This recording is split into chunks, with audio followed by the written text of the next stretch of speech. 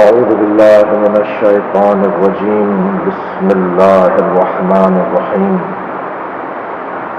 الحمد لله الذي لا يبلغ مدحة القائلين ولا يحصي نعماءه العادون ولا يعدي حقه المجتهدون، الذي ليس لصفته حد محدود ولا نعت موجود ولا وقت معدود ولا أجل ممدود، فطر الخلائق بقدرته ونشر الرياح برحمته، الصلاة والسلام على الرسول المسدد المصطفى الأمجد المحمود الأحمد سيدنا ومولانا ومولى الكونين جد الحسن والحسين وعاني والقاسم محمد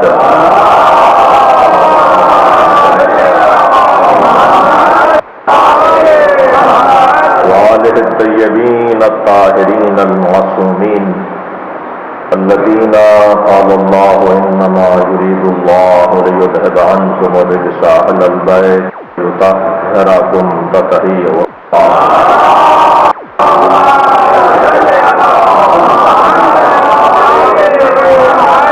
لعنة الله على أعدائهم أجمعين من يوم عودهم إلى قيام يوم الدين.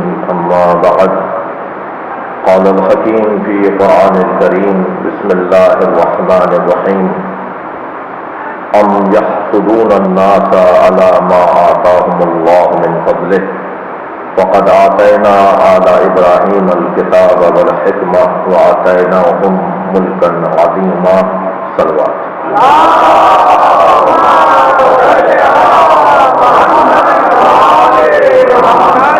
التماس ہے سورہ فاتحہ، تین مرتبہ سورہ اخلاص، مرحومہ مغفورہ سیدہ نثار بانو بنت علی حسن، مرحومہ خورشید فاطمہ بنت علی متقی جعفری، مرحوم مغفور سید علی متقی جعفری ابن احفاد حسین، حاضرین مجلس کے مرحومین، رحم اللہ من قرأ الفاتحہ.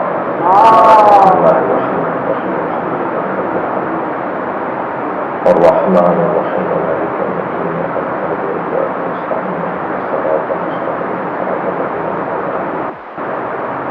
غير المغضوب عليهم ولا الضالين. بسم الله الرحمن الرحيم. قل هو الله احد الله الصمد لم يلد ولم يولد ولم يكن له كفوا احد. بسم الله الرحمن الرحيم. قل هو الله احد الله الصمد لم يلد ولم يولد ولم يكن له كفوا احد. اللهم صل على محمد وآل محمد. وسیم زہرا دختر علی متقی جعفری لاہور میں علیل ہیں، بیمار ہیں، مریض ہیں، کسالت کا شکار ہیں، ان کی شفا یابی کے لیے بلندر صلوات.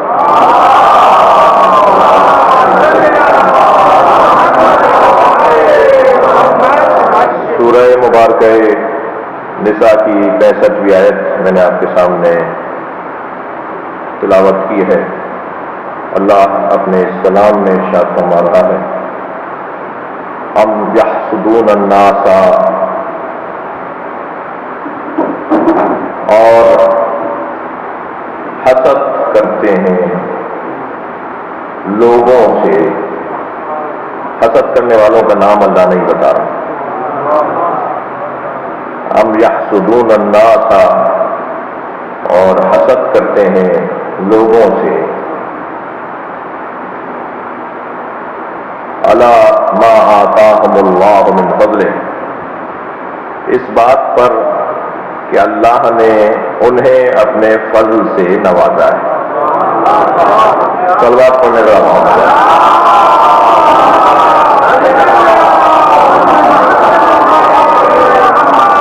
اچھا، اہل دقت تشریف فرما ہے، صاحبان بیٹھے ہوئے ہیں، مجلسی مزاج شخصیات تشریف فرما ہے.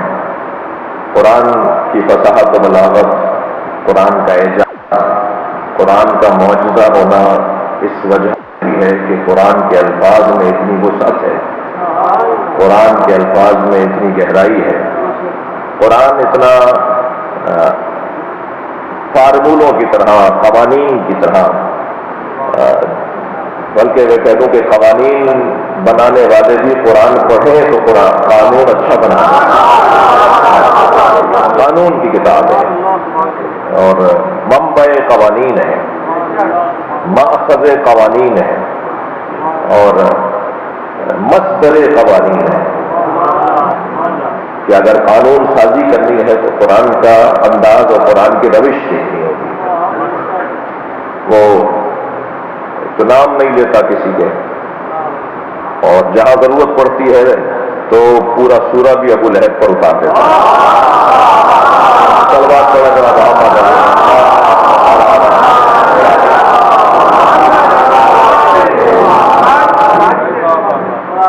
اچھا، اس نے کچھ اپنے اصول بنائے ہیں، ان اصولوں کا تحفظ قرآن کے نزول میں بڑا دخیل ہے۔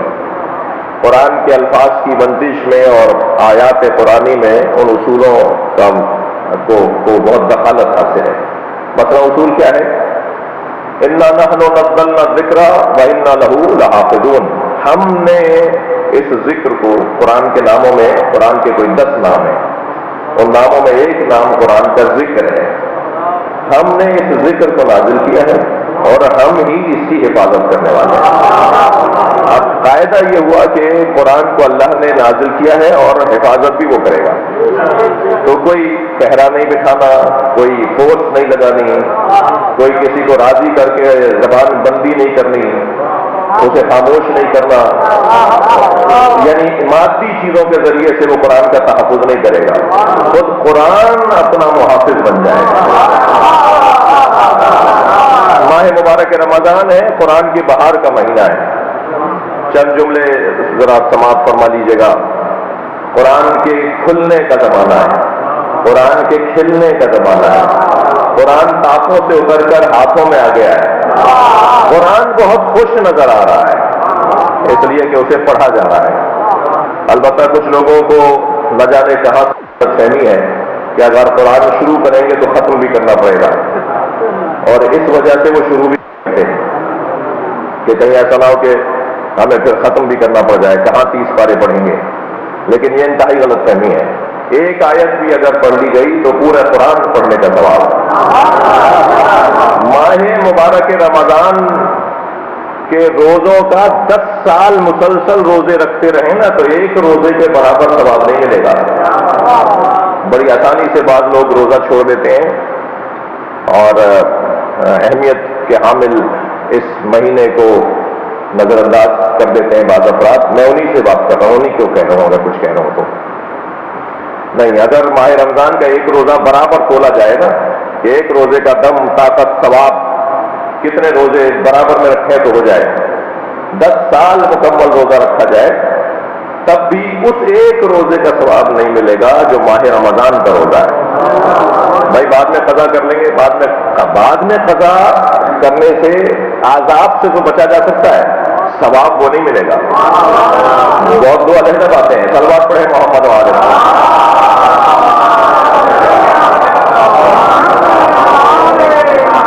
تو قرآن فہمی اور قرآن کے اعجاز پر کچھ دیر آپ کا سہارا چاہتا ہوں کہ یہ معجزہ ہے، اور اس کا اعجاز خود قرآن خود اپنا محافظ ہے۔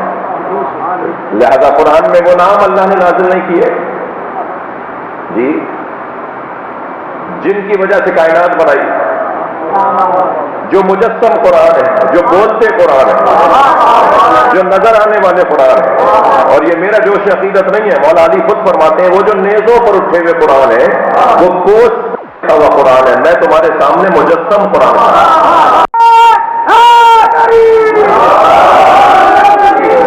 مولا نے اپنے آپ مل کر صلوات دیا کریں گے۔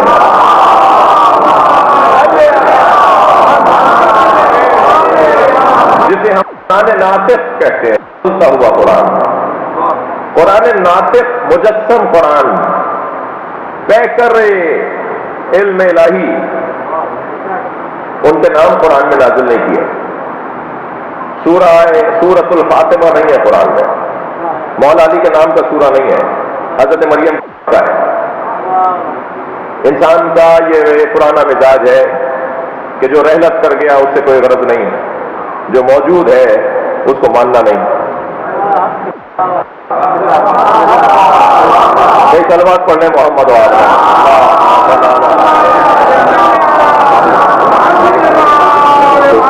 سورہ مریم، سورہ ابراہیم، سورہ ہود، سورہ نوح، ان سے غرض ہی نہیں ہے، غرض ہی نہیں تھی۔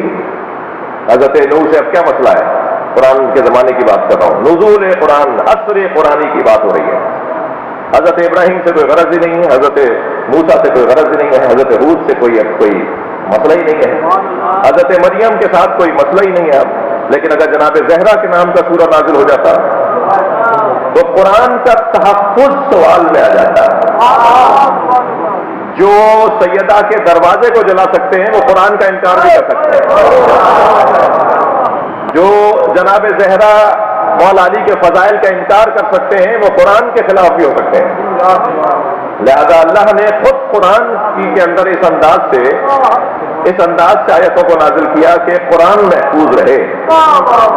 ایک صاحب کہنے لگے مجھ سے ابھی چند دن پہلے قرآن سے متعلق ایک نشست تھی، تو اس میں ایک صاحب فرمانے لگے کہ کیا ان سے حسد ہونا تھا، اس بنیاد پر ان کا نام نازل نہیں کیا، تو کیا حسد نہیں ہوا؟ میں نے کہا ان سے حسد ہوا مگر قرآن بچ گیا، قرآن بچ گیا۔ بحث یہ ہے کہ قرآن کے تحفظ کا انتظام ہے۔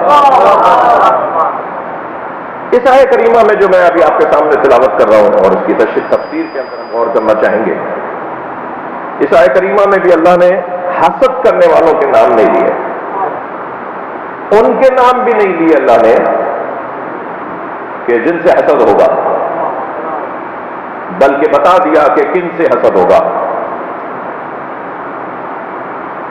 یہ والی آیت جو آج میں جس پہ غور کر رہا ہوں اور آئندہ کی 2 دنوں میں اور غور کرنا ہے، یہ آیت ان تمام سوالات کا جواب ہے کہ جو پوچھے جاتے ہیں کہ اہل بیت کے ساتھ یہ کیوں ہوا، اہل بیت کے ساتھ یہ کیوں ہوا، مولا نقی کے ساتھ یہ کیوں ہوا، امام صادق کے ساتھ یہ کیوں ہوا، امام رضا کے ساتھ یہ کیوں ہوا، جناب زہرا کے ساتھ یہ کیوں ہوا، مولا علی کے ساتھ یہ کیوں ہوا۔ وہ جتنے بھی دکھ اور تکلیف دہ مناظر تاریخ کے صفحات پہ لکھے ہوئے ہیں اور جو کچھ ہوا، ان سب کا جواب قرآن کی سورہ نساء کی آیت ام یحسدون الناس، اور کچھ لوگ حسد کرتے ہیں ان لوگوں سے، حسد کرتے ہیں ان لوگوں سے کہ جنہیں آتاہم اللہ من فضلہ، اللہ نے اپنے فضل سے عطا کیا ہے، ایک کو دیں اور ایک کو نہ دیں، ایک کو عطا ہو اور ایک کو عطا نہ ہو، یہ بے عدالتی کی نشانی نہیں ہے، عین عدالت ہے۔ یعنی یہ قاعدہ بھی ذہن میں میرے بچوں اور جوانوں کے رہے کہ برابری کا نظام اسلام میں نہیں ہے، اسلام دین مساوات نہیں ہے، دین عدالت ہے، اور عدالت کا تقاضا تفریق ہوا کرتا ہے، عدالت کا تقاضا تفریق ہے، مساوات کا تقاضا برابری ہے۔ اسلام دین مساوات نہیں ہے۔ بڑے سجا کے ہم جیسے بعض لوگ تقریر کر رہے ہوتے ہیں کہ اسلام دین مساوات ہے، مساوات تو اسلام کا نعرہ ہی نہیں ہے۔ مساوات تو یہ کہتا ہے کہ 2 بھوکے ہیں اور 2 روٹیاں ہیں، تو ایک اس کو دے دو اور ایک اس کو دے دو، ایک روٹی یہ کھا لے اور ایک روٹی وہ کھا لے۔ مساوات والے کہتے ہیں کہ 2 روٹیاں ہیں اور 2 بھوکے ہیں، تو ایک کو دے دی جائے روٹی اور دوسرے بھوکے کو دے دی جائے۔ مگر اسلام مساوات کا نعرہ کب لگاتا ہے؟ اسلام تو عدالت کا نعرہ لگاتا ہے۔ اسلام کہتا ہے دیکھو بھوک کس کی کتنی ہے، جس کی جتنی بھوک ہے اتنا حصہ اس کو دے دیا جائے، یہ عدالت ہے، وہ مساوات ہے۔ پہلے محمد و آل محمد۔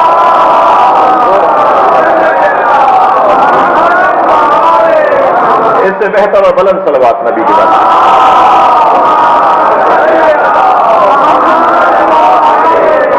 یہ تو میں نے بات کی ہے مسلمانوں کی، مومنوں کی بات کروں۔ اسلام دین مساوات تو ہے ہی نہیں، دین عدل ہے، مگر عدل کا تقاضا ہے تفریق۔ مثلا دیکھا جائے کہ ایک کی بھوک 1.5 روٹی کی ہے تو اسے 1.5 دے دو، ایک کی بھوک آدھی روٹی کی ہے تو اسے آدھا دے دو، یہ عدالت ہے۔ عدالت میں تفریق ہوگی، ایک جیسا پن نہیں رہے گا۔ یہ تو ہوا اسلام کا دستور۔ مگر جب اسلام کی اچھی تصویر، بہتر تصویر دی جائے گی تو اسے ایمان کی تصویر کہا جاتا ہے۔ اسلام ہی کی حسین تصویر کو ایمان کی تصویر کہا جاتا ہے۔ مسلمان کی اچھی تصویر کو مومن کی تصویر کہا جاتا ہے۔ صحابہ کرام کی اچھی تصویر کو سلمان کی تصویر کہا جاتا ہے، اور سلمان کی اچھی تصویر کو علی کی تصویر کہا جاتا ہے۔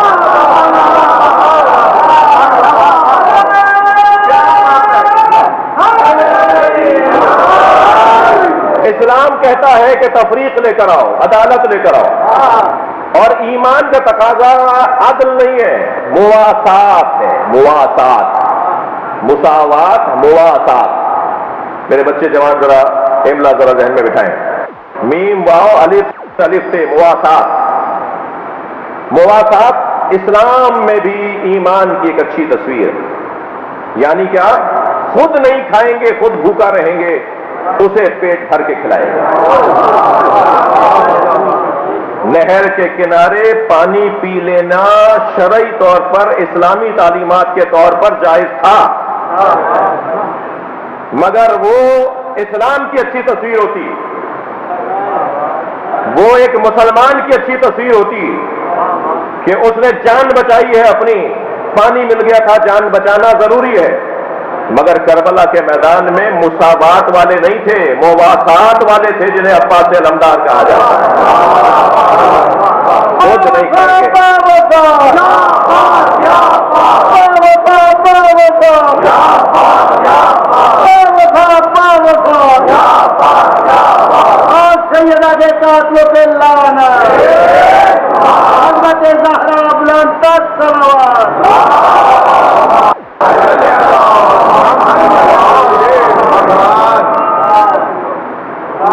قرآن اس مزاج سے بات کر رہا ہے۔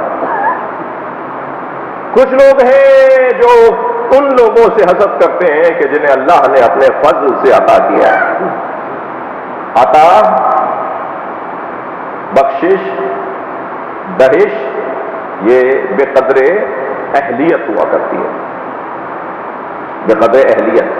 ظرف دیکھا جائے گا، پھر مضروب اس کے مطابق طے کیا جائے گا۔ اللہ اپنے فضل سے عطا کر رہا ہے کچھ لوگوں کو، اور کچھ لوگ ہیں جو ان سے حسد کر رہے ہیں جنہیں اللہ نے اپنے فضل سے عطا کیا ہے۔ کیا کیا ہے اللہ نے، کیا عطا کیا ہے؟ اب آیت اور ذرا وضاحت دیتی نظر آتی ہے۔ وَقَدْ آتَيْنَا عَلَىٰ إِبْرَاهِيمَ، ہم نے، اب وہاں کہا تھا اللہ نے اپنے فضل سے عطا کیا ہے۔ اب اللہ، یہ آیت میں یہ نہیں کہا جا رہا کہ اللہ نے اپنے فضل سے عطا کیا ہے، بلکہ کہہ رہا چیلنج ہے، ہم نے عطا کیا ہے۔ اب چیلنج بڑھتا جا رہا ہے، اب تحدی، اب روب جلال بڑھتا جا رہا ہے، اب للکار بڑھتی جا رہی ہے کہ کچھ کر سکتے ہو تو کر کے دکھاؤ۔ تم اگر ان کا گلا کاٹ دو گے تو ان کو نسلیں پکاریں گی، انہیں قومیں پکاریں گی، وہ نہیں ہوں گے مگر ان کی یاد دلوں پر حاکم بن جائے گی۔ فقد آتینا، ہم نے عطا کیا ہے، چیلنج ہم نے عطا کیا۔ فقد آتینا علی ابراہیم، ہم نے عطا کیا علی ابراہیم کو الکتاب۔ الکتاب، کتاب بھی کہا جا سکتا تھا، انا انزلنا علیک الکتاب۔ الکتاب اور کتاب فرق ہے، اہل دقت سے توجہ چاہوں گا۔ اگر عربی زبان میں صرف کتاب لکھا جائے تو ایک علیحدہ پیغام ہوگا، اور الف لام لگا دیا جائے تو اس کا ایک علیحدہ پیغام ہوگا۔ سورہ مبارکہ رات کی 43ویں آیت میں ارشاد ہوا، وَيَقُولُ الَّذِينَ كَفَرُوا لَسْتَ مُرْسَلًا، جنہوں نے کفر اختیار کیا ہے وہ کہتے ہیں اور کہتے رہیں گے کہ آپ بھیجے ہوئے رسول نہیں ہیں۔ قل، تو میرے حبیب کہہ دیجئے، کفا باللہ شہیداً بینی و بینکم، میرے اور تمہارے درمیان میری رسالت پر گواہی کے لیے اللہ کافی ہے۔ ومن عنده علم الکتاب، اور وہ میری رسالت پر اللہ کے بعد اللہ کے ساتھ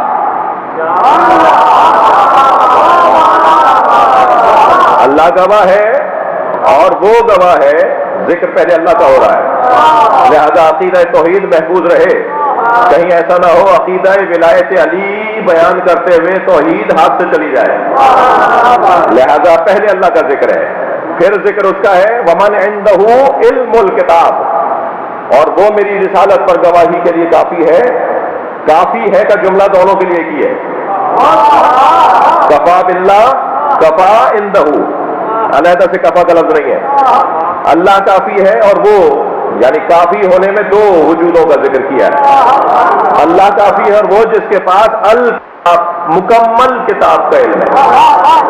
اب مکمل کتاب سے مراد قرآن ہے یا ہر وہ چیز جو آسمان سے کتاب کی شکل میں نازل ہوئی ہے، یعنی تورات، زبور، انجیل. صلوات پڑھے ذرا محمد وعلیہ.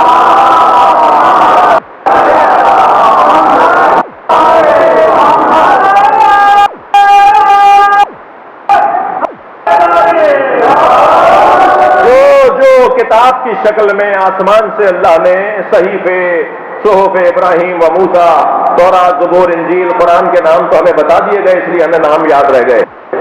بہت ساری آسمانی کتابوں کے تو ہمیں نام نہیں بتا کہہ کر ہمیں تسلی دے دی کہ وہ صحیفے کی جمع.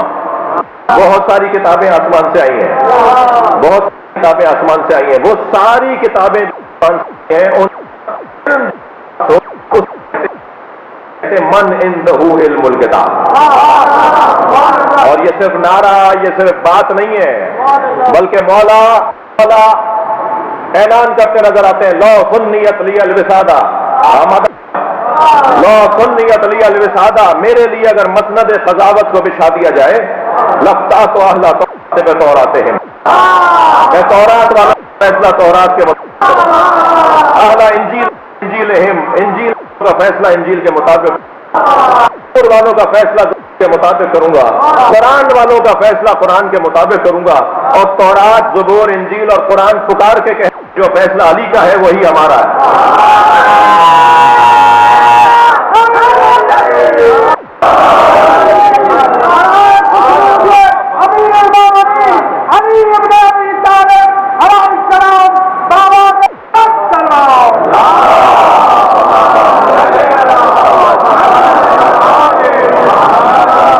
تو وہ کون کے پاس ہر آسمانی کتاب کا علم ہے.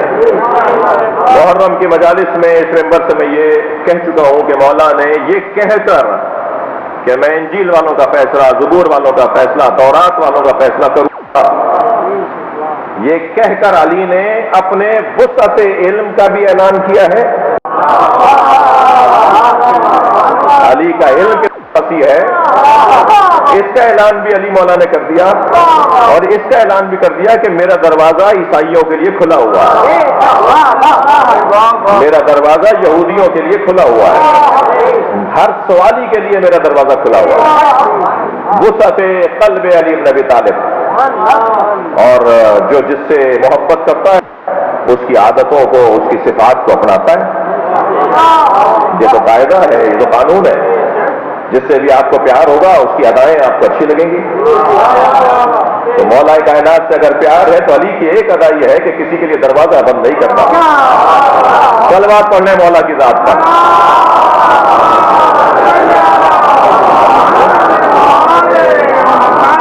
وسعت قلب مولا کائنات، مولا اپنی برداشت، اپنی تحمل مزاجی، اپنے بڑے ہونے کا اعلان کر رہے ہیں کہ بڑوں کو ایسا ہی ہونا چاہیے. یہ پیغام ہے مولا کی سیرت سے اور مولا کی زندگی سے.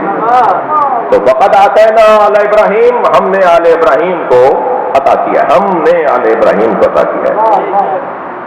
اچھا، ایک اور آیت کے اندر آل ابراہیم نے پسند کیا ہے. ان اللہ اصطفى آدم ونوحا وآل ابراہیم علی العالمین ذریۃ بعضها من بعض واللہ سمیع علیم. اس آیت کریمہ کا اس آیت سے ایک ربط بنتا ہے، اس لیے میں نے آپ کو اس کی خدمت میں پہنچایا ہے. ان اللہ اصطفى آدم ونوحا، اللہ نے چن لیا ہے آدم کو اور نوح کو. وآل ابراہیم، اور ابراہیم کی آل کو. نوح کی آل کی بات نہیں ہوئی، آدم علیہ السلام کی آل کی بات نہیں ہوئی. اللہ حضرت آدم کی اولاد کو منتخب نہیں کر رہا، حضرت نوح کی اولاد کو منتخب نہیں کر رہا، مگر ابراہیم کی اولاد کو منتخب کر رہا ہے۔ اور پھر عمران بھی کوئی ہے جن حال کو اللہ منتخب کر رہا ہے اور اپنے زمانے کے لیے منتخب نہیں کر رہا، عالمین یعنی ہمارے اوپر بھی انہیں حاکم بنایا ہے۔ اور پھر ذریۃ بعضھا من بعض، اور بعض کی ذریت کو بعض کی ذریت بنا دیا۔ یہ کہاں ہوتا ہے؟ آپ کی اولاد ہے تو آپ کی، آپ کے بھائی کی نہیں ہے، آپ کے بھائی کی اولاد ہے تو آپ کے چچا کی نہیں ہے، چچا کی اولاد ہے اور آپ کے والد کی اولاد علیحدہ ہے۔ یہ بعض کی اولاد کو بعض کی اولاد کیسے بنائے گا؟ کسی کی اولاد کو کسی کی اولاد کیسے بنائے گا؟ اس آیت کو پہلے، اس حصے کو پہلے میں اپنے محترم جوانوں کے سامنے رکھ دوں کہ اس کا کیا مطلب ہے کہ ہم نے بعض کی اولاد کو بعض کی اولاد بنا دیا؟ یہ کیسے ہوگا؟ یہ کہاں ہوتا ہے؟ یہ کب ہوا؟ تب اس وقت سمجھ میں آیا جب مولا علی نے فرمایا کہ اللہ نے میرے بیٹوں کو نبی کا بیٹا بنا دیا۔ صلوات پڑھیں محمد و آل محمد۔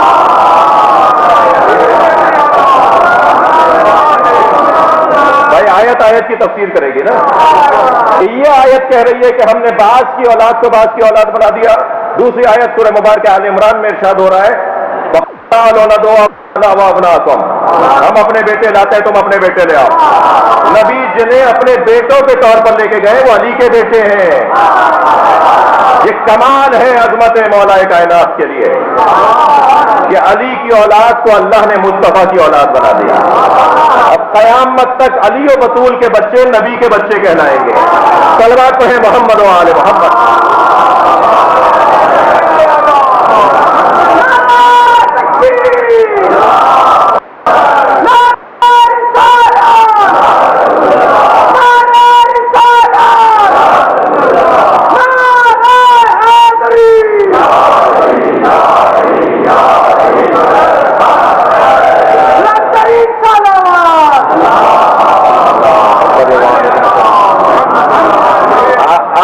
ابراہیم کے انتخاب کی بات ہو رہی ہے۔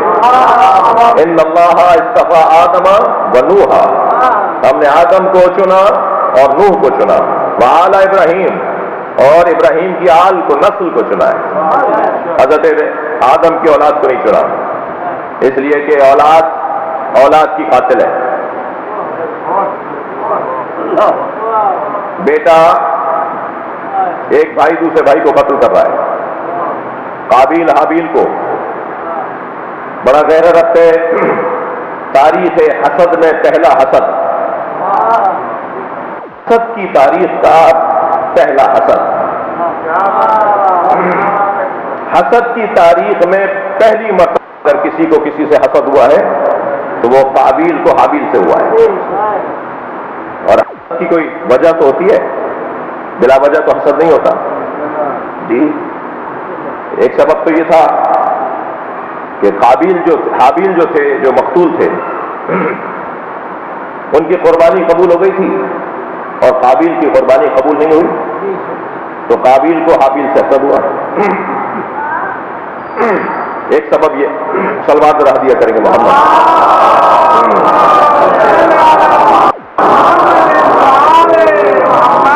ایک سبب یہ لکھا ہے، اور ایک سبب کیونکہ تاریخ میں لکھا ہے تو میں اشارہ طلب کر رہا ہوں کہ ان کی زوجہ نسبتاً ان کی زوجہ سے زیادہ حسین تھیں، یہ سبب بھی بنا کہ وہ ذرا ان سے حسد کرتے تھے، اور بھائی نے بھائی کو قتل کر دیا، تو جو قاتل ہو وہ منتخب کیسے ہوگا؟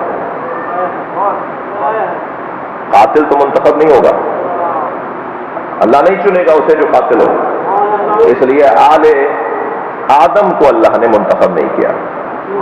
اچھا، کیا حضرت ابراہیم آل آدم نہیں ہے؟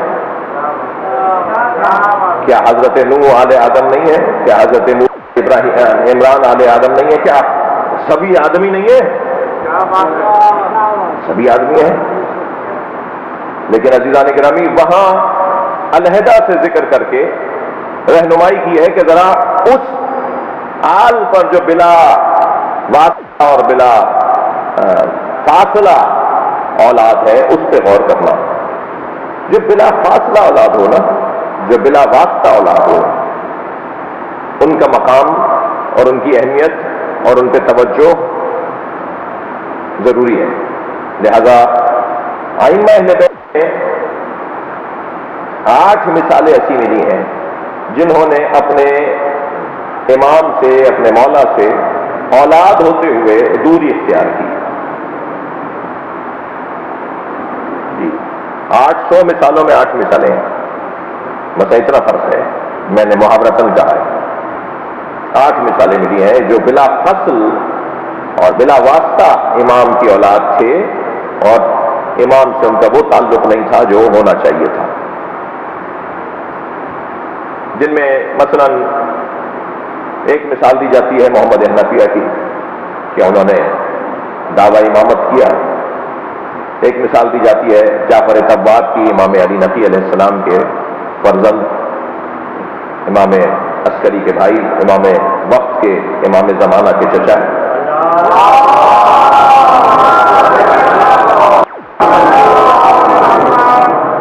تو اس طرح سے یہ 2 میں نے مثالیں دی. ایک عمر اطرف ہیں، مولا علی کے بیٹے ہیں. ایک امام رضا کے سگے بھائی ہیں.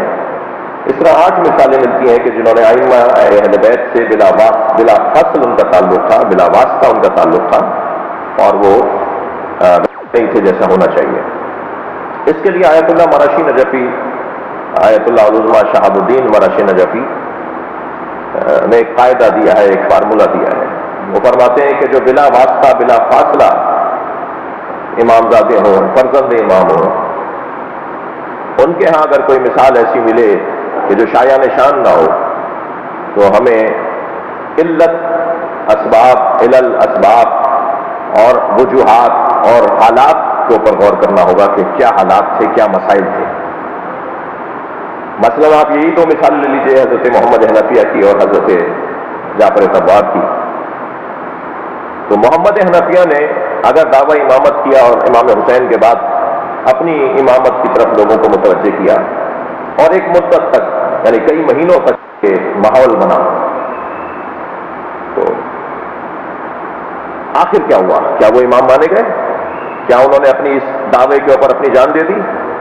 کیا انہوں نے اس دعوے کے اوپر معاذ اللہ امام سجاد کے سامنے تلوار کھینچی؟ کیا ہوا؟ آخر یہ ہوا کہ جب سب کو اہل بیت سے جوڑ دیا، جب سب کو اہل بیت کے دروازے پر لے آئے اور کسی کو کہیں جانے نہیں دیا، تو پھر خود ہی کہا کہ زین العابدین بھی حجر اسود کو سلام کریں، میں بھی سلام کرتا ہوں. جو امام ہوگا جواب اسے ملے گا.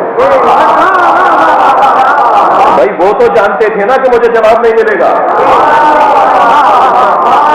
یہ ایسا مسئلہ ہی کیوں رکھا جس کو وہ جانتے تھے کہ یہ میرا مقام ہی نہیں ہے.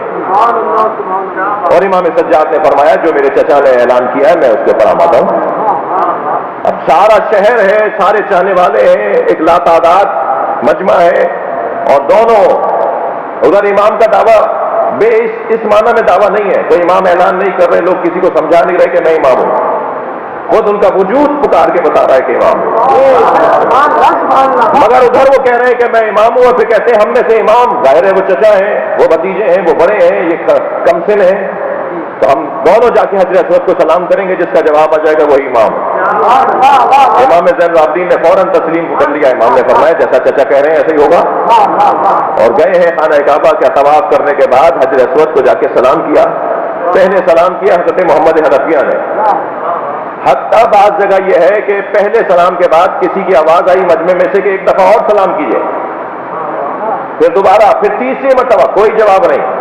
لیکن جیسے ہی پہلا قدم امام سجاد نے بڑھایا حجر اسود نے سلام کیا. صلوات تو ہے عظمت اہل بیت.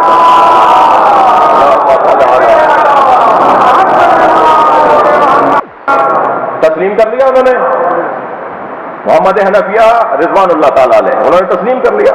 انہوں نے کہا امام یہی ہے. تو اگر ان 3 مہینوں میں کوئی لکھ گیا ہو تاریخ میں کہ انہوں نے دعویٰ امامت کیا ہے تو وہ تو صحیح کہہ رہا ہے. لیکن جس نے دعویٰ امامت کے بعد نتیجے کو بھی لکھا ہو وہ بتائے گا صحیح بات کہ مسئلہ کہاں جا کے تمام ہوا. یہی جعفر طباط کا قصہ ہے. دربار ان کے حق میں، ماحول ان کے حق میں، رؤساء زمینداران جاگیرداران ان کے حق میں، پورا ماحول ان کے حق میں. امام کم سن 5 کی عمر ہے امام وقت کی، اور اس وقت بھی غیبت میں ہے، سوائے خاندان والوں کے، سوائے خاص صحابہ کرام کے جن کی تعداد 20 لکھی ہے، ان سے زیادہ کوئی جانتا نہیں ہے کہ امام کہاں ہے اور کیسے ہے.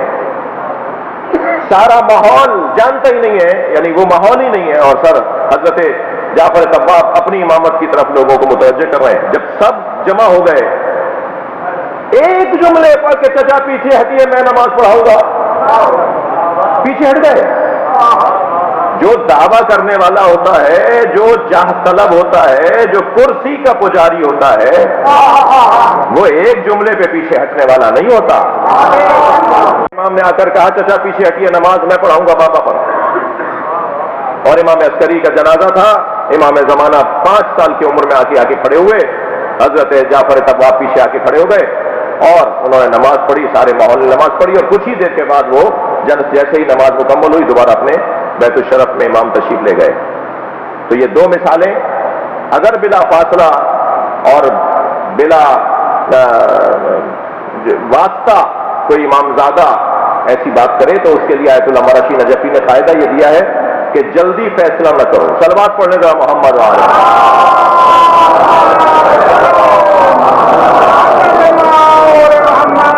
انبیاء کرام میں حضرت آدم کے بیٹے نے حضرت آدم کے دوسرے بھائی کو قتل کیا. یہ ایک بحث ہے جو ابھی بھی کسی حد تک حلق سے اتری نہیں ہے، اور کچھ بہتر ہوئی ہے، کچھ مانوس ہوئی ہے یہ بحث گزشتہ 5-6 سالوں میں. جب اب سے کچھ سال پہلے ایک نجی ٹی وی چینل پر یہ بحث چھڑی تھی اور اس میں الحمدللہ آپ کا یہ نوکر بھی اپنی توانائی اور کوششوں کو رکھے ہوئے تھا کہ مولا علی نبی مکرم کے بعد، سرکار دو جہاں کے بعد، خاتم الانبیاء کے بعد تمام انبیاء سے افضل ہے. اس میں بڑا گھمسان مچا تھا، کئی دن تک شور مچا. حتیٰ جب ہم نے اس کی حمایت میں بات کی تو پھر ہمیں بھی ہم میں سے بہتوں کے فون آئے. پھر پنجاب میں علماء بورڈ میں ہمارا وہ کلپ رکھ کر ہمارے اس بارے میں کوئی فیصلہ ہونے جا رہا تھا. تو میں یہاں یاد کروں گا علامہ ڈاکٹر محمد حسین اکبر صاحب کو کہ جو اس فورم پر وہ موجود تھے، اور انہوں نے کہا یہ شہنشاہ حسین نقوی کا ہی عقیدہ نہیں ہے، ہم سارے شیعوں کا یہی عقیدہ ہے. اور پھر پنجاب علماء بورڈ جو سرکاری بورڈ ہے اس میں یہ لکھا گیا کہ یہ شیعوں کا مخصوص عقیدہ ہے کہ نبی کے بعد، سرکار دو جہاں کے بعد، خاتم الانبیاء کے بعد تمام صحابہ کرام، تو پھر صحابہ کرام کی احترام اور عظمت ہے، مگر تمام انبیاء سے بھی مولا کائنات افضل ہے. اور یہ صرف نعرہ نہیں ہے، یہ بات نہیں ہے. کیا معلوم آئندہ کی مجلسوں میں اس پہ کچھ دلیلیں بھی آپ کی خدمت کر رکھوں. بات دلیل سے ہونی چاہیے، تسلی سے سننا چاہیے. اور بہت ساری دلائل ہمارے پاس، وافر دلائل موجود ہیں. قرآن کی تو 10 سے زیادہ آیتیں ہیں اس مدعا پر کہ علی علی ہے، علی بلند ہے، جس میں مشہور ترین آیت آیہ مباہلہ ہے.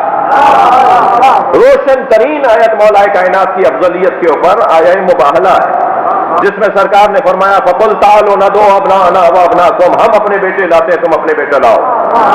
وَأَبْنَاءَنَا وَنِسَاءَكُمْ، ہم اپنی بیٹیاں لاتے ہیں تم اپنی بیٹیاں لاؤ. وَأَنفُسَنَا وَأَنفُسَكُمْ، ہم اپنے جیسے لاتے ہیں تم اپنے جیسے. نبی اپنی جان کی جگہ نے مجھے روک لیا، کہنے مولانا یہاں کہاں کہا ہے سرکار نے کہ ہم اپنے جیسے لاتے ہیں؟ سرکار نے فرمایا ہم خود آتے ہیں تم خود آؤ. میں نے کہا تم ترجمہ دو گے علی سے ہاتھ نہیں اٹھا پاؤ گے. اگر نبی نے یہ فرمایا ہے کہ ہم خود آتے ہیں تم خود آ جاؤ، تو نبی اپنے ساتھ جس کو لے کر آئے کہ یہ خود ہے، مجھ جیسا ہے، یہ میں ہوں.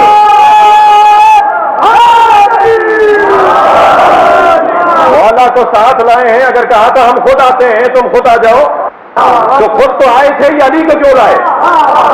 یہ علی مولا کو ساتھ لا کے بتا رہے ہیں جیسے میں آ رہا ہوں میری جگہ میرے ساتھ علی آ رہا ہے. امت کے طبقے کو بڑا شوق ہے کہ نبی کو اپنے جیسا بولے، مگر اللہ نے صرف علی کو نبی جیسا بولا ہے. صلوات پڑھیں محمد و آل محمد.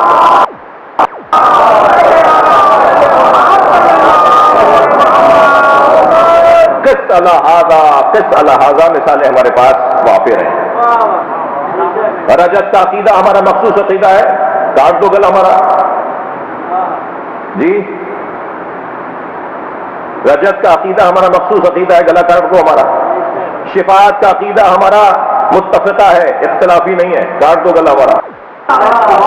عزاداری اہل بیت، ماتم، کالے کپڑے، حسین پہ رونا ہمارے یہاں صرف بدعت نہیں ہے، ثواب ہے، سنت ہے، کاٹ دو گلا. ہم اس ملک کے اندر رہتے ہیں اور ہمارا اس ملک کے اندر حق ہے. دلیل سے بات ضرور مطالبہ کیا جائے کہ دلیل سے بات کی جائے. دلیل کوئی اگر سمجھنا چاہے، اگر پہلے اس نے طے کر لیا کہ مجھے ماننا ہی نہیں ہے تو اسے بھی دلیل ہم کیوں دیں؟ جب ہمیں پہلے سے پتا ہو کہ تمہیں ماننا ہی. صلوات پڑھنے کا محمد والا.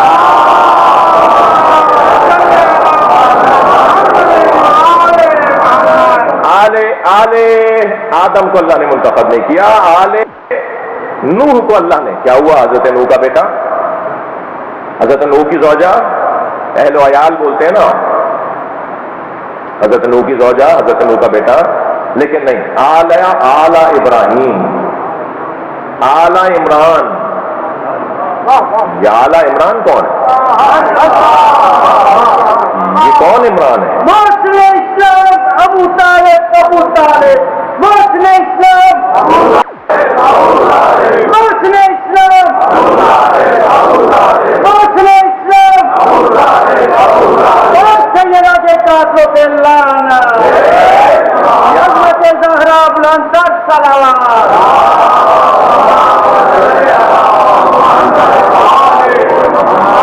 یہ آل عمران کون ہے؟ اگر حضرت مریم کے والد ہیں تو ان کی آل کہاں ہے جنہیں اللہ منتخب کر رہا ہے؟ حضرت مریم کے والد، حضرت عیسیٰ کے نانا، تو پھر آل عمران کہاں ہے جن کا اللہ نے انتخاب کیا ہے؟ یہ آل عمران سے. اچھا پھر وہ حضرت ابراہیم کی نسل سے ہیں خود. وہ عمران علیہ السلام خود حضرت ابراہیم کی نسل سے ہیں. وہ حضرت عیسیٰ، حضرت مریم خود حضرت ابراہیم کی آل میں. وہ آل ابراہیم میں خود آ گئے ہیں. یہ آل عمران کون ہے جنہیں اللہ نے منتخب کیا ہے؟ یہ آل عمران وہ ہے کہ جس کی قسم قرآن میں اللہ نے سورہ بلد میں کھائی ہے. ووالد وما ولد لأقسم بهذا البلد انت حل بهذا البلد ووالد وما ولد. قسم ہے اس شہر کی اس لیے کہ ہے میرے مصطفیٰ تم مکے میں رہتے ہو، اور قسم ہے ایک باپ اور ایک بیٹے کی. وہ باپ اور بیٹا کون ہے جس کی قسم اللہ نے قرآن میں کھائی؟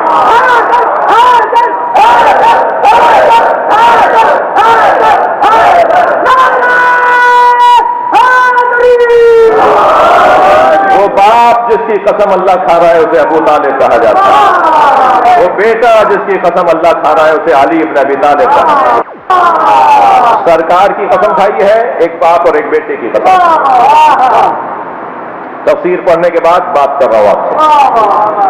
صلوات ہدیہ کر دیں گے محمد والے.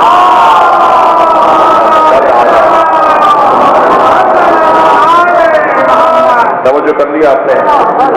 تو یہاں کچھ لوگ ان لوگوں سے حسد کرتے ہیں جنہیں اللہ نے اپنے فضل سے عطا کیا ہے.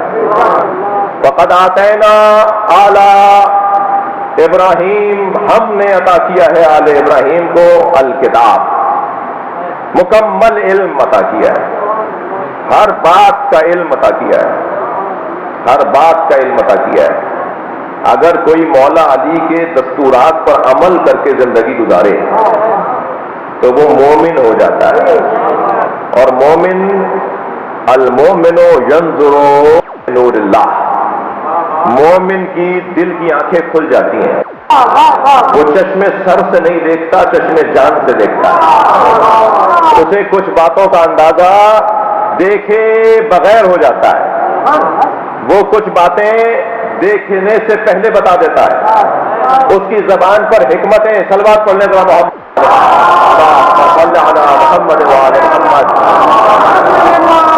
اس کی زبان پر حکمتیں جاری ہونے شروع ہو جاتی ہیں. وہ وہی بتا دیتا ہے کہ جو پہلے کسی کو پتا نہیں ہوتا. حضرت میثم عمار عالم غیب نہیں تھے، ایک مومن تھے جو دل کی آنکھوں سے دیکھتے تھے. حضرت مختار ثقفی عالم غیب نہیں تھے، ایک مومن تھے جو دل کی آنکھوں سے دیکھتے تھے۔ وہ جو دل کی آنکھوں سے دیکھتا ہے اسے صاحب بصیرت کہا جاتا ہے، اور صاحب بصیرت وہ ہو جاتا ہے جو علی کے دستورات زندگی پہ عمل کرے۔ وہ جو 110 مولا نے دستور زندگی بتائے نا، خطبہ حمام کے نام میں، خطبۃ الحمام کے عنوان سے، خطبۃ المتقین کے عنوان سے جو مولا کائنات نے 110 دستور زندگی بتائے، ایک علی والے کو کیسا ہونا چاہیے، ایک علی والے کو کن صفات سے متصف ہونا چاہیے، وہ مولا نے خطبۃ الحمام کے اندر بتا دیا کہ ایسے زندگی گزارو۔ حتیٰ چال بھی علی بتائیں گے کیسی ہونی چاہیے، مشیہم متواضع ہو، ان کی چال متواضعانہ چال ہوتی ہے، وہ پیر پٹک پٹک کر زمین پہ نہیں چلتے، وہ گردن اکڑا کر زمین پر نہیں چلتے۔ پھر مولا جب یہ فرما دیتے ہیں کہ ومشیہم متواضع، ان کی چال متواضعانہ ہوتی ہے، ان کی چال بتاتی ہے کہ متکبر نہیں ہے۔ پھر خود فرماتے ہیں معصوم امام اس قول کی تشریح میں کہ کیا تم نے قرآن کی آیت نہیں پڑھی کہ کیا تم زمین پر پیر پٹک پٹک کے چلو تو زمین کا سینہ چیر دو گے؟ کیا تمہاری گردن اکڑانے سے تمہارا سر پہاڑ سے ہو جائے گا؟ اگر سر اونچا کرنے کے لیے تم نے گردن اکڑائی ہے تو تم سے اونچا پہاڑ ہے، اور پیر اس لیے پٹک رہے ہو کہ زمین پھٹ جائے گی، تو جان لو زمین پھٹنے والی نہیں ہے تمہارے پیروں سے، بلکہ یہی زمین تمہارا وہ حال کرے گی جو عبرت بن جائے گی۔ ایسے ہی لوگوں کو زمین قبول بھی نہیں کرتی، لہذا چال بھی بتا رہے ہیں۔ منطق و مستواف، جب بولتے ہیں نفاطلہ بولتے ہیں، کبھی کبھی اتفاق ہو اور 110 صفات کو بیان کیا جائے، اگرچہ اس بات کا آپ کو بھی احساس ہوگا کہ 110 صفات کم سے کم شاید 10 سے زیادہ نشستوں کا مطالبہ ہے، ان کے بیان کا مطالبہ یہ ہے کہ کئی نشستیں ہوں۔ دستورات زندگی علی دے رہے ہیں، جو علی مولا کے دیے ہوئے دستورات زندگی پر عمل کرے پھر اس کی دل کی آنکھیں کھل جاتی ہیں، پھر وہ صاحب بصیرت ہو جاتا ہے، پھر وہ بعض اوقات ایسی باتیں کر رہا ہوتا ہے کہ لوگ سمجھتے ہیں غیب کی باتیں کر رہا ہے، جبکہ وہ غیب کی باتیں نہیں کر رہا۔ جی میں سمے تمار نے بتا نہیں دیا تھا جب عبید اللہ بن زیاد نے کہا کہ اسے قتل کر دو، تو صدق مولا یا علی بن ابی طالب، مولا نے مجھے سچ بتایا تھا۔ کیا بتایا تھا تمہارے مولا نے؟ کیا میرے مولا نے بتایا تھا کہ ابن مرجانہ بد کردار عورت کا بیٹا تجھے قتل کرے گا؟ یعنی منہ پر تخت پہ بیٹھا ہوا ہے، بادشاہ ہے جی، اس کی حفاظت میں سپاہی کھڑے ہیں، دربار میں اکیلے ہاتھ پیر باندھ کر لائے گئے ہیں۔ جرأت دیکھیے علی والوں کی،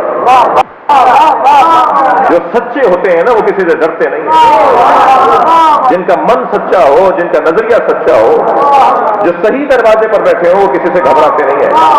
اکیلے تھے مگر اس کے لشکر پہ غالب تھے۔ کیا میرے مولا نے سچ کہا؟ کیا کہا میرے مولا نے؟ یہ کہا پھر ٹھیک ہے، تمہارے مولا کے قول کو میں جھوٹلا کے دکھاؤں گا، اور آواز دی اسے قتل نہیں کرو، زندان میں ڈال دو، اور کہا دیکھو میں دیکھتا ہوں کہ کیا ہوتا ہے۔ تمہارے مولا نے کہا تھا میں قتل کروں گا، میں قتل نہیں کروں گا، اور شاید سال سے زیادہ زندان میں رہے، انتہائی تکلیف میں رہے، مگر بار بار کہتے رہے کہ علی نے کہا ہے، ہوگا وہی جو علی نے کہا ہے۔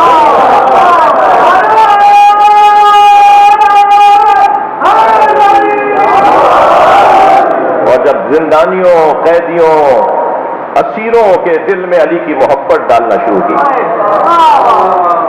جو ماحول سے اکتاتے اور گھبراتے نہ ہو اور ماحول کو اپنے حق میں تبدیل کر لیتے ہوں، وہ علی والے ہوتے ہیں۔ اسی زندان کو مدرسہ بنا دیا، اسی زندان کو مکتب بنا دیا، اور زندان میں قیدیوں میں علی کی محبت ڈالنے لگے، اور ایسا بزدل لوگوں کو شجاع بنایا کہ وہ زندان کے دروازے پہ ٹوٹنے لگے اور جا کر کسی نے خبر دی کہ جسے تم نے چھوڑ دیا تھا، زندان میں ڈال دیا تھا، یہ کہہ کر کے میں علی کا قول جھٹلاؤں گا، اس نے تو قیدیوں کا ہی رنگ بدل دیا ہے۔ کہنے لگا کیا کہتا ہے وہ؟ کیا وہ زندان میں علی کے فضائل پڑھتا ہے، کیا اس کی زبان کھینچ لو اور اسے کوفے کے ایک چوراہے پہ لٹکا دو۔ بہت سمجھاتے رہے کہ تم نے خود کہا تھا کہ میں علی کے قول پہ جھٹلاؤں گا، کیا نہیں میں نے غلط کہا تھا۔ اور پھر جب انہیں سولی پہ لٹکایا جانے لگا تو میثم کہنے لگے آؤ میں تمہیں علی کے فضائل سناؤں۔ وہ دار اور رسن، وہ سولی میثم نے ممبر بنا دیا۔ کیا حسین اطمینان کردار ہے، اطمینان عطا کرنے والا کردار۔ ہمارے ساتھ تو کچھ ہوا ہی نہیں ہے، ہم بہت اچھے دور میں اس محبت کے، اس الفت کے عوض میں جو تاریخ میں ہوا، اور وہ اب بھی ہو سکتا ہے۔ کل میں مسنگ پرسن فیملیز کے ساتھ بٹھایا گیا، مجھے بات کیا، میں نے ان سے کہا کہ یہ تو ہوگا، آگے بھی ہوگا، بہت عرصے سے ہو رہا ہے۔ 186 لوگ تھے، اب ٹوٹل 30 لوگ رہ گئے ہیں، تو پھر 30 سے 60 بھی ہو سکتے ہیں، پھر 60 سے پھر 100 بھی ہو سکتے ہیں۔ پاکستان ہے، ملک ہے، اداروں کو اپنے انداز سے چلنا ہوتا ہے۔ زیادتیوں کے خلاف ہم ضرور بولیں گے، مگر اداروں کو کام کرنے سے ہم نہیں روکیں گے۔ تو یہ تو ہوگا، اور مگر ہمیں مسلسل اپنے حقوق کی بحالی کے لیے جدوجہد بھی کرنی ہے، اور پھر ہمیں سکھایا بھی جاتا ہے کہ ذرا احتجاج تو کیجیے تاکہ ہم آپ کو ملنے کا ٹائم دے دیں۔ یہ تو ہمارے ملک کا مزاج ہے، یہ تو ہمارے اداروں کا مزاج ہے کہ جب آپ کی ہم سنیں گے، جب ذرا کچھ شور تو مچائیے، کہیں ذرا بیٹھ تو جائیے، کوئی زندہ باد مرد آباد تو بولیے تاکہ ہم آپ سے کہیں آئیے ملنے۔ ایسی نوبت کیوں آنے دیتے ہیں؟ میں مضمون سے ہٹا ہوا نہیں ہوں، میں سمے تمار کے نام پر اپنے اسیروں کو یاد کر رہا ہوں، ان کی رہائی کے لیے بلندتر صلوات پڑھیں۔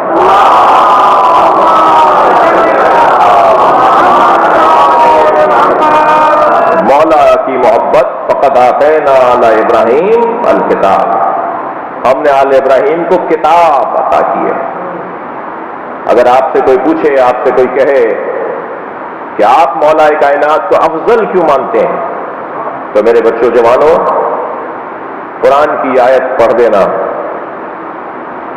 کہ وَيَقُولُ الَّذِينَ كَفَرُوا لَسْتَ مُرْسَلًا قُلْ كَفَىٰ بِاللَّهِ شَهِيدًا بَيْنِي وَبَيْنَكُمْ وَمَنْ عِندَهُ عِلْمُ الْكِتَابِ۔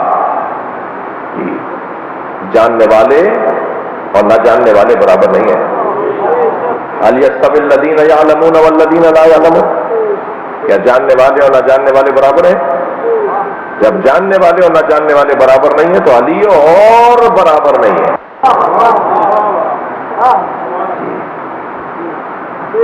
علی مولا کی عظمت اللہ نے قرار دی ہے، اور ہمیں حکم دیا ہے کہ ہم ان محاسن اور خوبیوں کی برکت اپنی زندگیوں میں ڈالیں، ان سے سیکھیں، سمجھیں اور ان خوبیوں کی طرف راغب ہوں۔ تمام تر داخلی حالات کی خرابی کے باوجود، قومی داخلی، ہماری قوم میں جو داخلی حالات کی خرابی ہے، ان کے باوجود الحمدللہ اہل بیت کا نام لینے والے اچھی تصویر رکھتے ہیں، اچھی تصویر رکھتے ہیں، اچھا کردار رکھتے ہیں۔ اور یہ بات سنی شیعہ کی نہیں ہو رہی ہے، بات اہل بیت کے چاہنے والوں کی ہو رہی ہے۔ محبت اہل بیت سے سرشار جو بھی ہے وہ ترقی کرے گا، وہ آگے بڑھے گا، وہ عظمت پائے گا، وہ نادم و پشیمان نہیں ہوگا۔ اعصاب کی مضبوطی سب سے بڑا ہنر ہے معاشرتی زندگی میں۔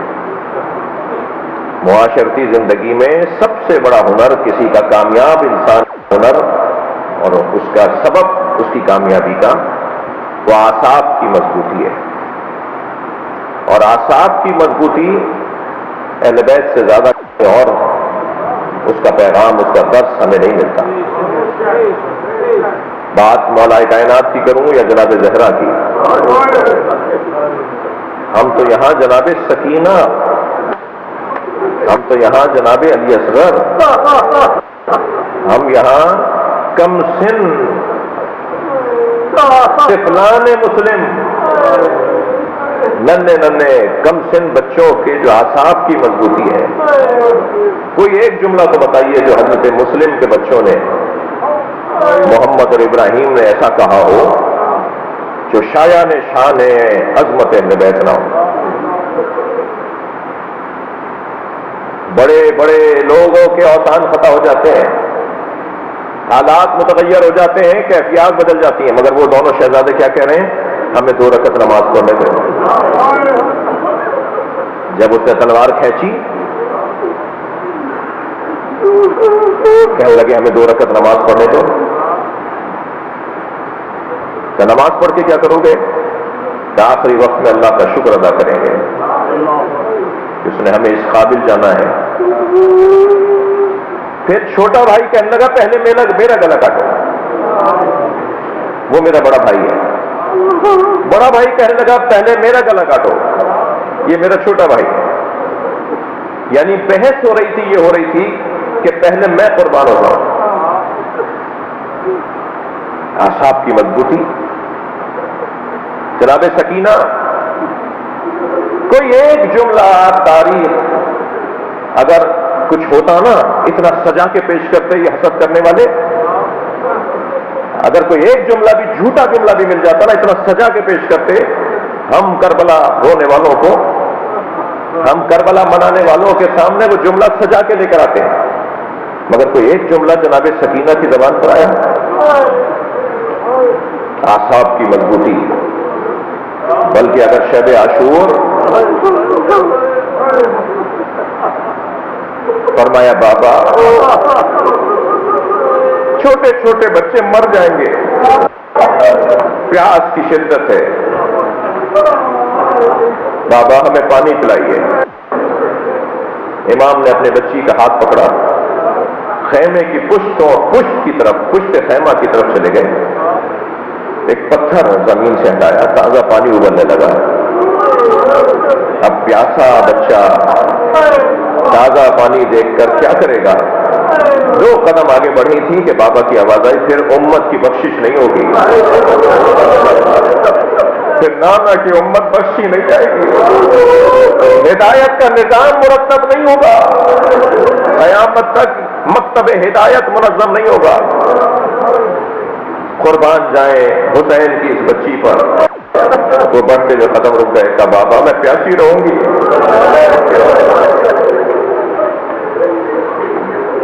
اعصاب کی مضبوطی، حوصلہ مندی، انہوں نے اپنے صبر کی حد نہیں بتائی، دشمن نے اپنے ظلم کی حد بتائی، اس سے زیادہ اور کیا کرتا؟ دشمن کے ظلم کی سینہ کے جناب زینب کی چادر اتارنے والا رو رہا تھا۔ اجرکم اللہ، اجرکم اللہ، اللہ کسی غم میں نہ رلایا تو ہمارا ہے۔ یہ دشمن کے ظلم کی حد تھی کہ جب جناب علی اصغر کو تیر مارا جا رہا تھا تو یزیدی لشکر منہ موڑ موڑ کے رو رہا تھا۔ ان کا ظلم پر رونا یہ ان کی حد تھی، مگر اہل بیت نے اپنے برداشت کی حد نہیں بتائی، امام حسین نے اپنے صبر کی حد نہیں بتائی۔ تو اور کیا کرو گے، اور کیا کرو گے؟ لکھن صاحب لکھتے ہیں، بیان کرتے ہیں، جب حسین مولا زمین کربلا پر تھے اور بدن میں تحرک نہیں تھا اور شمر اور خولی اور سنان خنجر لے کے آگے بڑھ رہے تھے اور کوئی ان میں بڑھ کر حسین مولا کے گلے کو کاٹ دیتا کہ ایک سپاہی نے آواز دے کر کہا اتنا رک جاؤ کہ روح پرواز کر جائے، اجرکم اللہ، اتنا رک جاؤ کہ حسین کی روح پرواز کر جائے، پھر گلا کاٹ لینا، اتنا خون نکل چکا ہے۔ حسین کے بدن پہ زخموں کی لاتعداد زخموں کے نشان تھے، تو اس نے مڑ کر کہا کہ یہ طے کریں کہ حسین زندہ ہے۔ اس نے کہا میں ایک جملہ کہوں گا، اگر حسین زندہ ہوئے تو اٹھ کے بیٹھ جائیں گے۔ میں اس ظالم سے کہوں گا کیا تکلیف دینا چاہتا ہے مولا کو، کیا بولو کیا کہتے ہو؟ کہا حسین زمین کربلا پر ہے اور سپاہیوں نے زینب پر حملہ کر دیا۔ بس یہ جملہ سنا امام نے کوہنیوں پہ زور دیا، اپنا ہاتھ فضا میں بلند کیا کہ پہلے میرا گلا کاٹو۔ اجرکم اللہ۔ مجلس ہو گئی، آپ نے گریہ کر لیا۔ آج شب ضربت مولا علی ہے، آپ کو رونے پر کوئی پابندی نہیں، بلکہ میری التجا ہے، گزارش ہے، ان مجلسوں نے خاص توجہ عنایت فرمائے، اس لیے کہ مولا کائنات کی بچیوں کے رونے کی آوازیں بلند غصہ دینا ہے۔ سن 40 ہجری کا رمضان، ماہ مبارک رمضان سن 40 ہجری، مولا پہلے روزے سے ہی اشاروں میں پیغام دے رہے ہیں کہ میں اب تمہارے درمیان نہیں رہوں گا۔ یہ میرا مہینہ ماہ رمضان میری زندگی کا آخری مہینہ ہے۔ ایک جگہ سے گزر رہے ہیں تو ایک پنساری کی دکان پر ایک چاہنے والا کچھ خرید رہا ہے۔ جب وہ واپس باہر آیا تو اس سے پوچھا بھائی کیا خریدا ہے؟ کہا مولا میں نے خضاب خریدا ہے، میری داڑھی سفید ہو گئی ہے۔ جب اس نے کہا نا میں نے خضاب خریدا ہے، میری داڑھی سفید ہو گئی ہے، تو اپنی داڑھی پہ ہاتھ پھیرتے ہوئے فرمایا کچھ لوگ تو داڑھی کو رنگ کرنے کے لیے خضاب خرید رہے ہیں اور کسی کی داڑھی اس کے سر کے خون سے رنگین ہو۔ کوئی ہے جس کی داڑھی اس کے سر کے خون سے رنگین ہوگی۔ 17 رمضان یعنی کہہ دیجئے کہ کل کی تاریخ، مولا خطبہ ارشاد فرما رہے ہیں، خطبہ دیتے دیتے امام حسن کی طرف دیکھ کر کہا بیٹا حسن آج کون سا روزہ ہے؟ پتا ہے علی کو کون سا روزہ ہے، کچھ کہنا چاہتے ہیں۔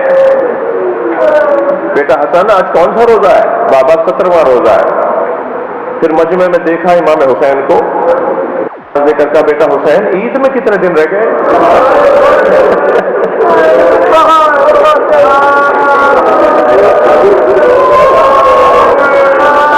فرمایا بابا 13 یا 12 دن رہ گئے۔ فرمایا ہاں عید تو اس سال وہ کرے گا جو 21 رمضان کے بعد زندہ رہے گا۔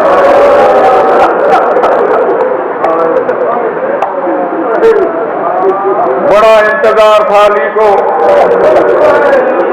اس لمحے کا کہ جس لمحے کی بشارت نبی نے دی تھی۔ اجرکم اللہ۔ گریہ ہو گیا ہزاروں، بس ایک جملہ سن لیجئے۔ باپ بھی بیٹیوں سے بڑا پیار کرتے ہیں، اللہ آپ کی بیٹیوں کی عفتوں کو محفوظ رکھے۔ ایک آدمی بچی 2 دن پہلے لاپتہ ہوئی ہے، مولا علی کا صدقہ، اس کے ماں باپ پریشان ہیں، اس کی بحالی، اس کی بازیابی کے لیے جناب زینب کی بارگاہ میں ظاہرہ بچی ہے، ہمارے ساتھ زیارتوں پر بھی تھی۔ بیٹیوں کا باپ سے بڑا پیار ہوتا ہے،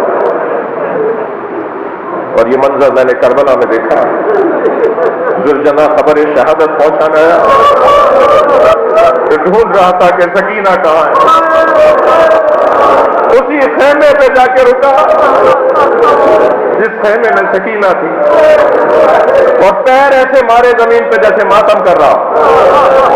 بی بی سکینہ نے جب محسوس کہ بابا کا گھوڑا آ گیا تو خیمے سے باہر آئیں، خالی گھوڑا دیکھ کر انتہائی وقار کے ساتھ، آساب کی مضبوطی کی بات کر رہا تھا، انتہائی مضبوطی کے ساتھ، آساب کی مضبوطی کے ساتھ، انتہائی وقار کے ساتھ قدم اٹھاتی ہوئی آگے آئیں۔ جیسے جیسے قریب آنے لگی گھوڑا گردن جھکانے لگا۔ کیا جواب دے گا؟ بی بی نے گھوڑے کی گردن پہ ہاتھ رکھا اور انتہائی وقار کے ساتھ فرمایا یا جواد ابھی، اے بابا کے بابا گھوڑے हल सुखिया अभी हमको तिला शाना, बस मुझे इतना बता दे पानी पिला के मारा, मेरा बाबा प्यासा बहुत था। अजरुकम अल्लाह, अजरुकम अल्लाह। मजलिस हो गई, बस एक जुमला फरमाया, बेटा इमाम हसन से फरमाया, बेटा हसन मैं आज अपनी बेटी के घर इफ्तार करूंगा। ये जो दिन गुजरा है ना, इसका इफ्तार मौला ने अपनी बेटी के घर किया है। जनाब अम्मा कुलसूम ने 3 ग़िज़ाएं रखी दस्तरखान पर। हर साल सुनते हैं आप ये जुमले, हर साल ऐसे लगते हैं जैसे पहली दफा पढ़े जा रहे हैं। ये तासीर है लबैत की मजलूमियत के बयान में। 3 चीजें मौला के दस्तरखान पे, नमक, जौ की रोटी और एक कासे में दूध। बेटी को देखकर कहा, बेटा तुमने अपने बाबा को भुला दिया? कभी तुम्हारे बाबा के दस्तरखान पे इतनी चीजें हुई? तुमने इतनी सारी चीजें रख दी? जनाब अम्मा कुलसूम आगे बढ़ी, चाहती थी कि नमक उठा लें बाबा दूध से और जौ की रोटी से इफ्तार कर लें। फरमाया नहीं, दूध उठा लो, नमक रहने दो। इस कूफे में बहुत यतीम बच्चे हैं जिन्हें दूध की जरूरत है। नमक से और जौ की रोटी से मौला ने इफ्तार किया। अज़ादारों, सारी रात अली हमेशा की तरह मुसल्ला इबादत पे रहे, मगर ये रात कुछ अजीब रात है कि बार बार मुसल्ले से उठकर आते हैं, सहने खाना में आते हैं, आसमान को देखते हैं और किसी सितारे को तलाश करते हैं और फिर वापस हुजरे में आकर मुसल्ले पर आ जाते हैं, फिर बाहर आते हैं। 2 जुमले ऐसे कहे। एक मर्तबा आसमान को देखा तो एक सितारा मौला को नजर आया। उसे देख के फरमाया, हाज़िही लैलतुल लती क़द वअदतु, ये वही रात है जिसका मुझसे वादा किया है। अब बेटी खड़ी सुन रही है कि बाबा कुछ कह रहे हैं। फिर हुजरे में आए, मुसल्ले पर बैठे, कुछ इबादत की, फिर कुछ देर के बाद बाहर आए और फिर आसमान को देखकर फरमाया, इन्ना लिल्लाह व इन्ना इलैहि राजिऊन। जनाब अम्मा कुलसूम से रहा नहीं गया, आगे बढ़कर कहा, बाबा ये कैसा कलमा इस्तजा है?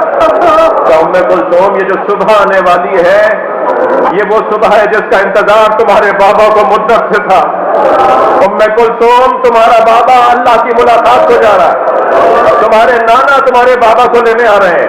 क्या बाबा फिर भाई हसन से कहिए कि वो नमाज पढ़ाने।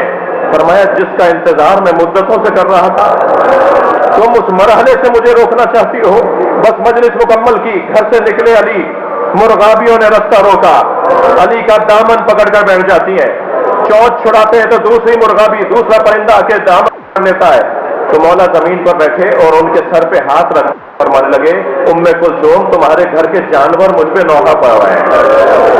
अजरुकम अल्लाह। आगे बढ़े, बस आखिरी जुमला, आगे बढ़े तो जंजीरें दर ने कमर में लिपट के अली को रोक दिया।